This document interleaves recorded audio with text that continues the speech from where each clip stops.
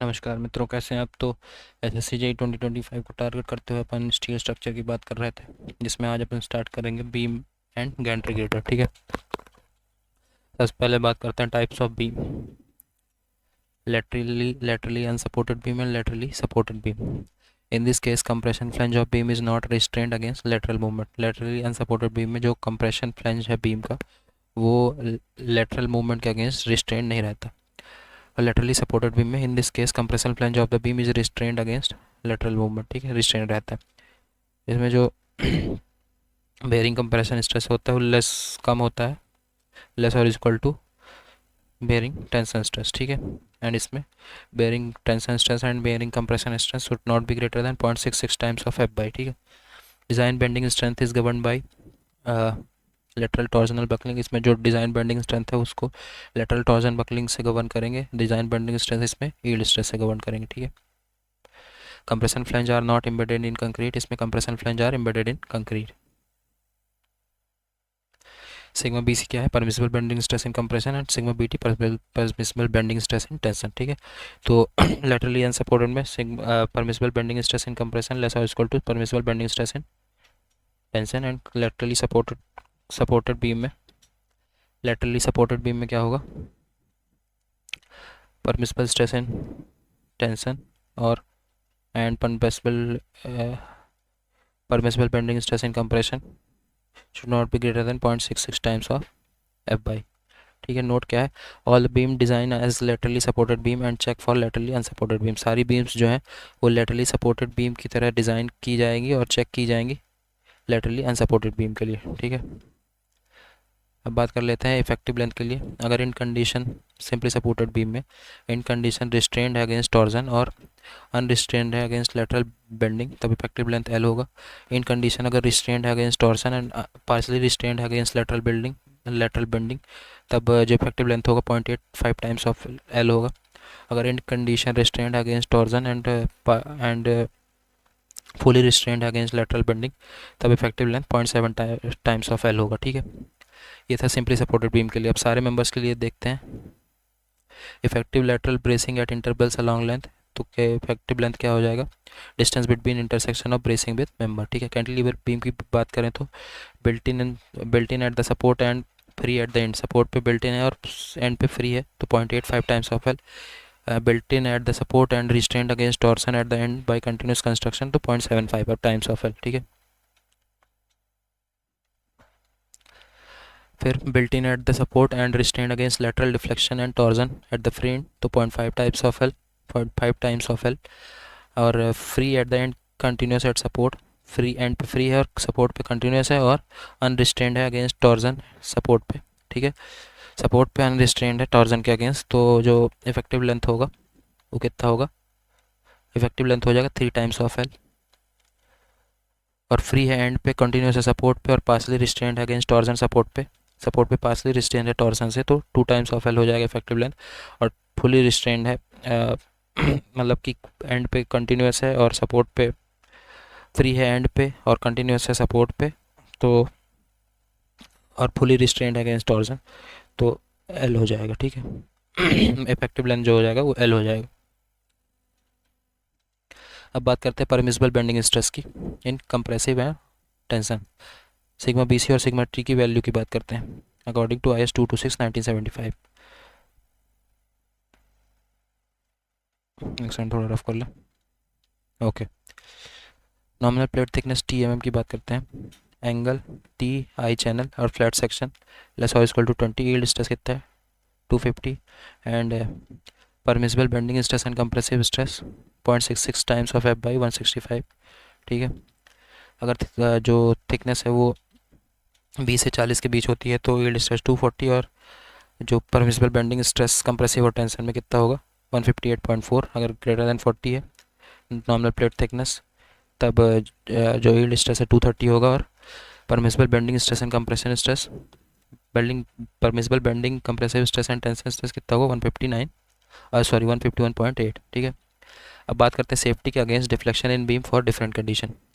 Safety against deflection in beam for different condition, maximum permissible horizontal and vertical deflection span by 325 WSM में ठीक है। Span मतलब जो span की length होगी upon 325। Maximum permissible deflection simply supported beam में बात करते हैं। जब when supported elements are susceptible to cracking, तब एक क्या हो जाएगा एलएसएम में span by 360। When supported element are not susceptible to cracking, तब स्पैन बाय 300। ठीक है, तो ये ध्यान रखना।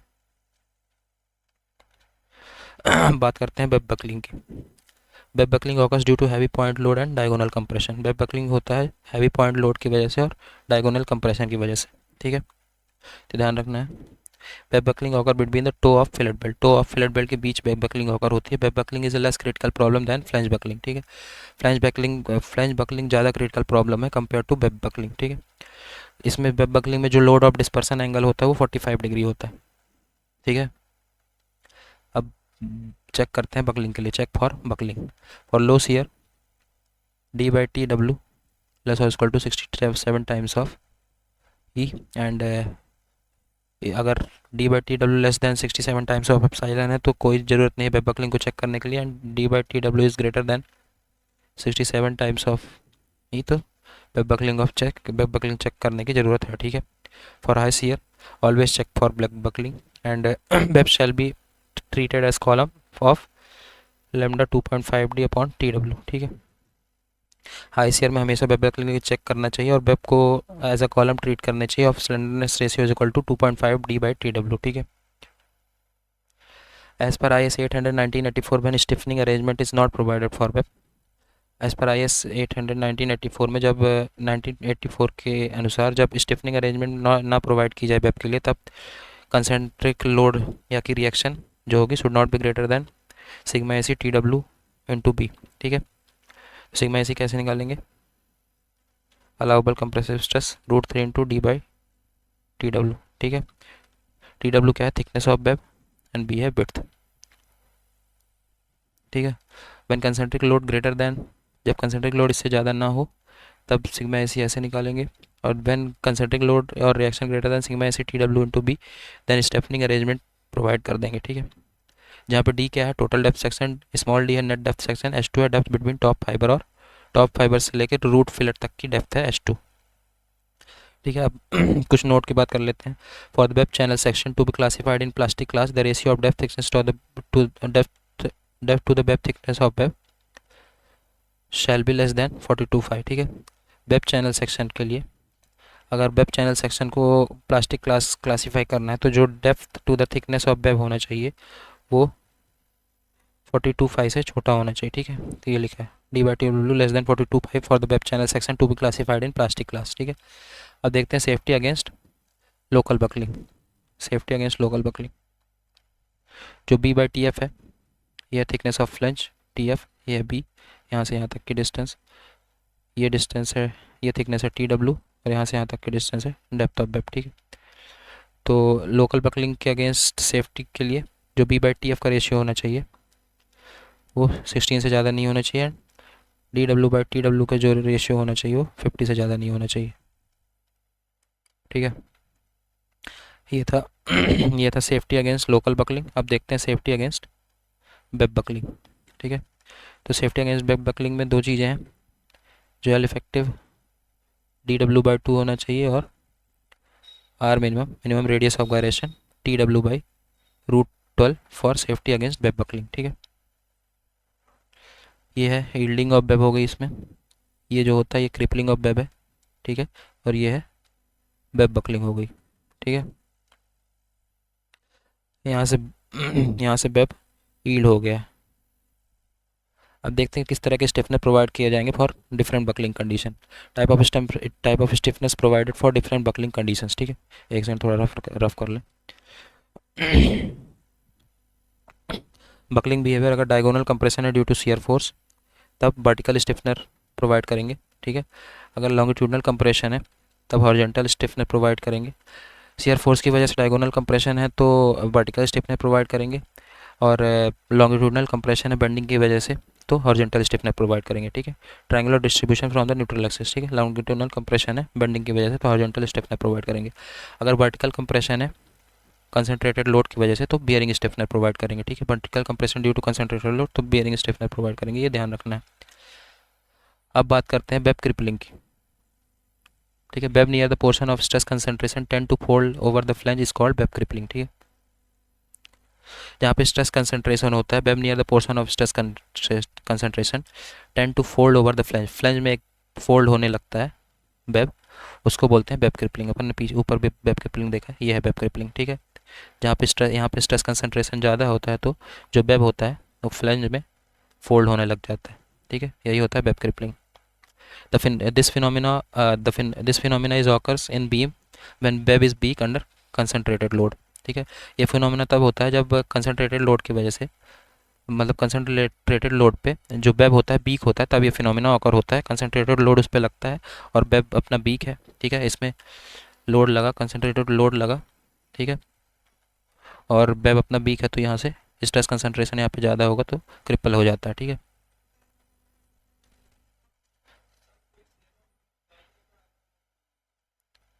ठीक है। Web crippling result in stress concentration and bearing failure. Web crippling की वजह से स्ट्रेस कंसंट्रेशन होता है, मतलब कि वेब क्रिपलिंग जो होती है वो किसकी वजह से होती है, स्ट्रेस कंसंट्रेशन की वजह से, और वेब क्रिपलिंग की वजह से, और बियरिंग फेलियर की वजह से वेब क्रिपलिंग होती है। ठीक है,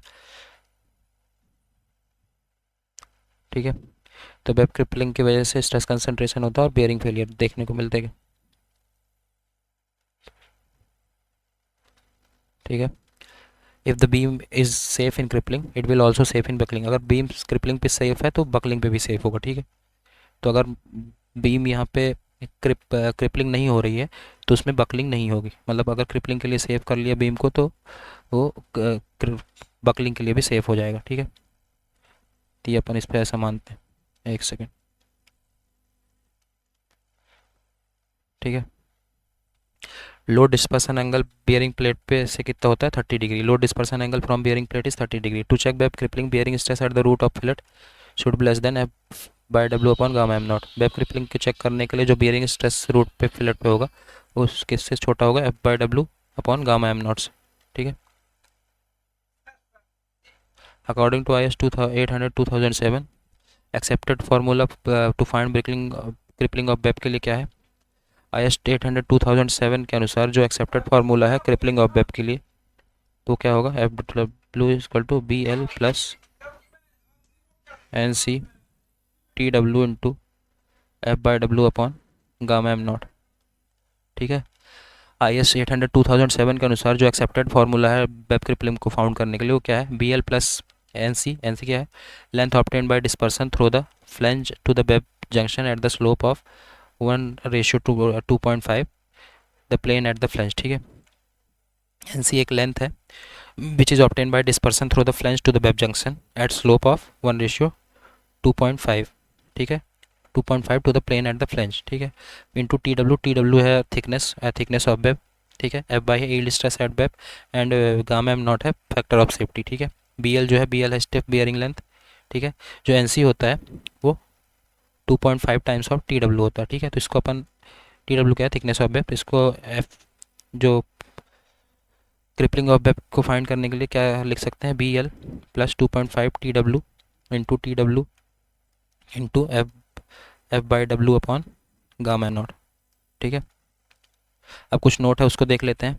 local flange buckling is due to bending compression. जो लोकल फ्लैंज बकलिंग होता है वो बेंडिंग कंप्रेशन की वजह से होता है। वेब बकलिंग किसकी वजह से होता है, डायगोनल कंप्रेशन की वजह से, और वेब क्रिपलिंग होता है पियरिंग स्ट्रेस की वजह से। ठीक है, तो local flange buckling is due to bending compression, web buckling is due to diagonal compression and web crippling is due to bearing stress. ये तीनों याद रखना है। एक सेकेंड, ठीक है। Local flange buckling, bending compression, web web buckling, diagonal compression, web crippling, bearing stress. ठीक है, अब बात करते हैं गैंट्री गिर्डर्स की। It is travelling overhead cranes that is commonly used in factories and workshop to lift heavy material and assembled parts from one point to other. ठीक है, ये एक ओवरहेड क्रेन्स हैं जो कि कॉमनली फैक्ट्रीज़ और वर्कशॉप में यूज़ की जाती हैं हैवी मटेरियल्स को लिफ्ट करने के लिए और असेंबल्ड पार्ट्स को लिफ्ट करने के लिए, एक हैवी मटेरियल्स को लिफ्ट करने के लिए और असेंबल पार्ट्स को एक पॉइंट से दूसरे पॉइंट्स तक ले जाने के लिए। ठीक है, it is design to resist lateral, longitudinal and vertical loads. ठीक है, इसको डिज़ाइन किया जाता है लेटरल, लॉन्गिट्यूडनल और वर्टिकल लोड्स को रेजिस्ट करने के लिए। It can be designed as laterally supported और laterally unsupported beam and also design by I section. इसको लेटरली सपोर्टेड और लेटरली अनसपोर्टेड बीम की तरह डिज़ाइन करते हैं और ऑल्सो इसको आई सेक्शन की तरह डिज़ाइन करते हैं, ठीक है। A gantry girder section is subjected to vertical loads and horizontal thrust simultaneously. जो गैंट्री गिरडर सेक्शन होता है उस पर वर्टिकल लोड और हॉरिजॉन्टल थ्रस्ट एक साथ लगता है, ठीक है। ये बात ध्यान रखनी है, ये पूछा जाता है। देयरफॉर अलाउबल स्ट्रेस, और जो अलाउबल स्ट्रेस है उसको 10% बढ़ा देते हैं इसकी वजह से, ठीक है। A gantry girder section is subjected to vertical loads and horizontal thrusts simultaneously. Therefore, the allowable stresses are increased by 10%.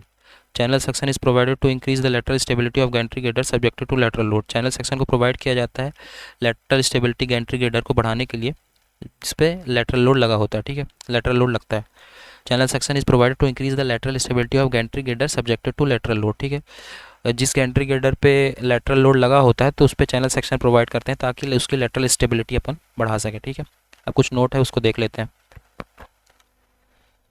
Vertical और lateral deflection of member shall be calculated without considering the impact factor और dynamic effect of the load on the deflection, ठीक है। Vertical या कि lateral deflection member का अपन calculate करेंगे बिना impact factor और डायनेमिक इफेक्ट ऑफ लोड को कंसीडर कर किए हुए। डायनेमिक इफेक्ट ऑफ लोड जो डिफ्लेक्शन पे लगता है उसको बिना कंसीडर किए हुए, ठीक है।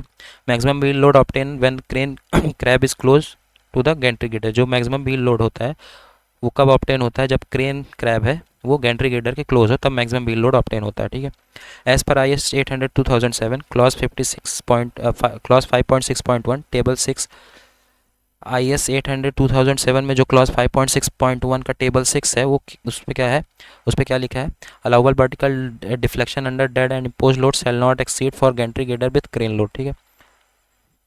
कुछ वैल्यूज़ दी गई हैं, डिफ्लेक्शन लिमिट दी गई हैं और क्रेन लोड के हिसाब से अलाउबल डिफ्लेक्शन लिमिट दी गई हैं, जो कि IS 800/2007 की क्लॉज 5.6.1 में के टेबल 6 में लिखा है, ठीक है।